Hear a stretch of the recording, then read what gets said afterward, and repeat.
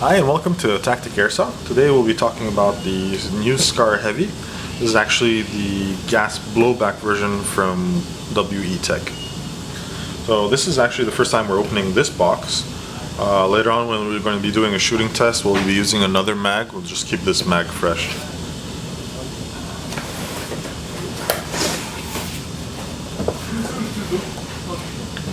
Packaging for WE Tech isn't necessarily the greatest, but it's passable.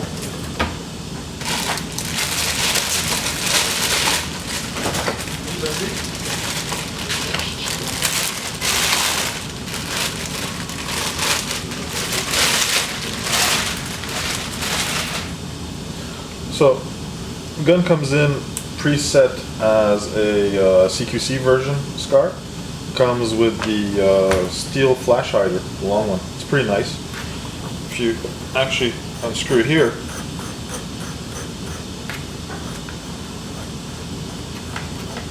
it takes a while. You'll notice that the internal barrel actually reaches all the way to the end of the flash hider. You also come with an anodized aluminum barrel extension over here that gives you the full-size carbine version, or the standard size carbine version, as well as a speed loader for the mag.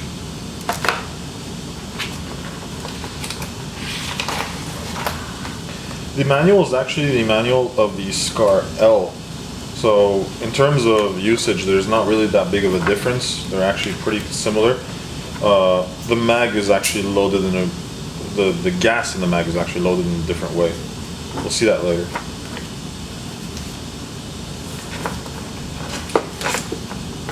Included an additional page. This is basically the parts breakdown. In actuality, there are a lot of uncommon parts between the Scar Heavy and the Scar Light. Even though certain parts may look very similar, they're not very compatible.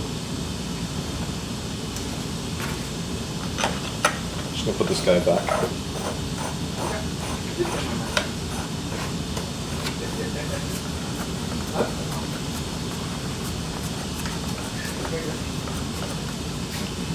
Let's look at the mag. The mag is a new design naturally, and it comes in a 30 round version. So it's not real cap, but at least it's 30 rounds is better than 20, honestly. It's a standard variation on the design of the version 2 mag that they have, with the bolt stop operation here. The gas fill is actually right under the exhaust valve. Pretty convenient. It has a pretty good capacity. The cooldown on the gun is pretty interesting. You don't feel any cooldown for at least 60 rounds at 25 degrees. Base plate, it's plastic like it's supposed to be, but it's actually a rubberized plastic, or hardened rubber. It's actually pretty cool. So in case you drop it, it actually can come off. If ever you want to maintain your mags, it's just unscrewing that, and you can take out the mag out of the shell. The bolt stop operation is actually captive. It won't fall out when you pull it out, like the MSK mags or the regular M4 mags. So we're going to fill up a mag and basically take a few shots, and that's going to be pretty much the extent of this video.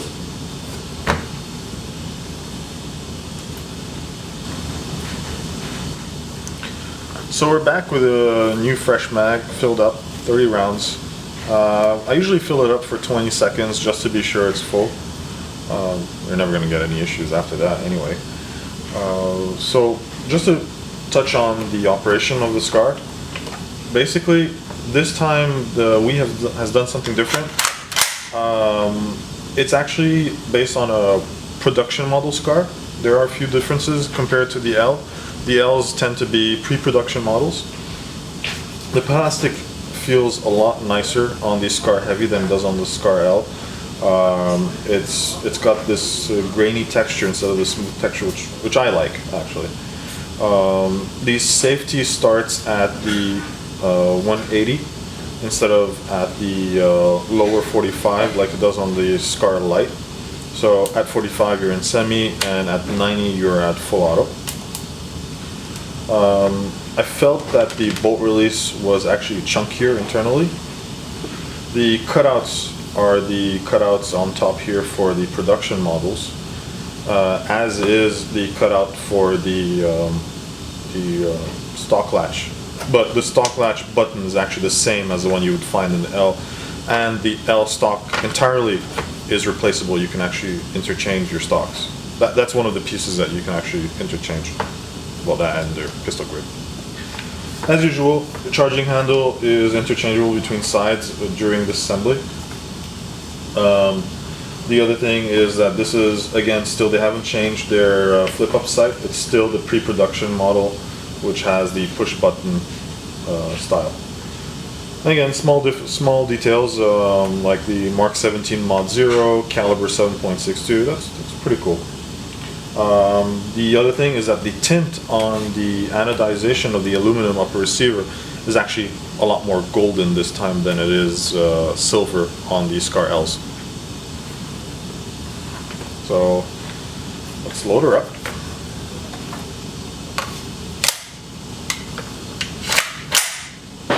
Keep her on safe. We're going to move the box. So we're going to start with the chrono. We're using an X-Core-Tech 3500, which is actually one of our favorite chronos. It should be noted that you're going to get some weird numbers right off the bat from the gas blowback. It's fresh out of the box, so it's not going to shoot very consistently in the beginning. Over time, like any other gas rifle, it just needs a bit of break in. Sorry. I put in an impasse valve in mine, and at this point, after 200 to 300 rounds, it's actually pretty much stabilizing itself at any predetermined FPS you set for the impasse valve.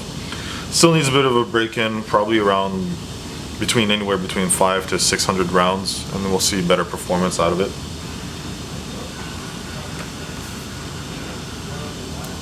So in semi, let's go.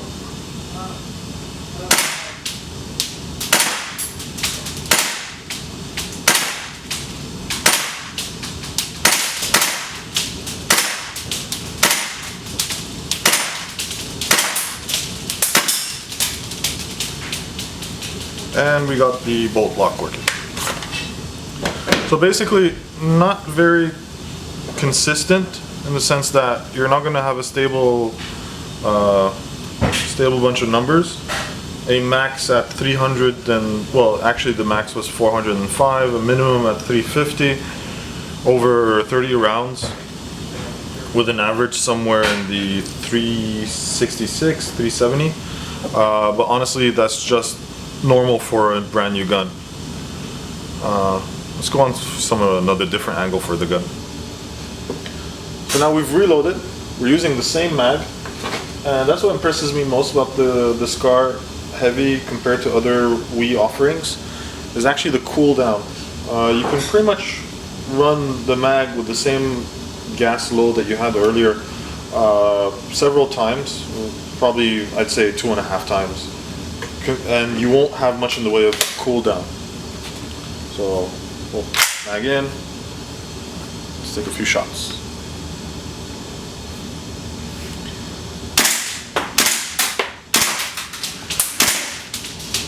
It definitely kicks more than before, a bit more, and it sounds boomier. The SCARs always had this clack sound. The same sound is still there, just that it's gotten a bit louder, a little bit more aggressive. Trigger reset is better, and the actual trigger has been smoothed out a bit. It doesn't bite into your fingers as much.